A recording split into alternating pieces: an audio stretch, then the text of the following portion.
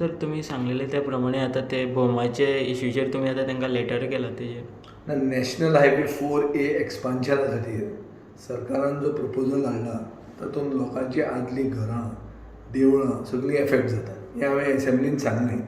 ताजे मागीर हांव थंय लोकां म्हऱ्यान गेलो आनीक तांकां सांगलें तांचे लोकप्रतिनिधी कडेन हो इशू काडा.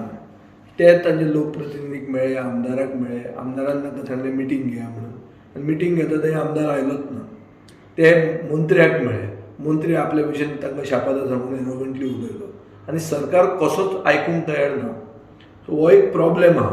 प्रॉब्लेम असो की गांवांचे कुडके करूंक सोदता सरकार.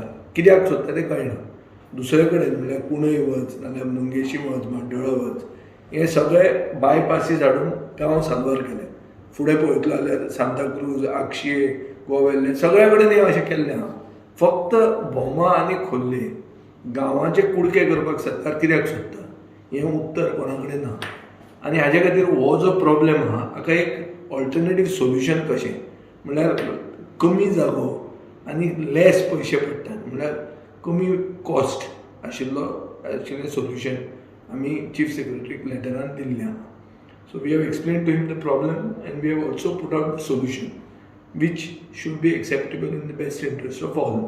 हें करना जर सरकार जाल्यार सरकाराक कोणाक तरी प्रॉपर्टीची खंय तरी थंय ओड लागल्या, चटक लागल्या आनी कोणाचे तरी खावंक सोदता जमनी हें सिद्ध जाता.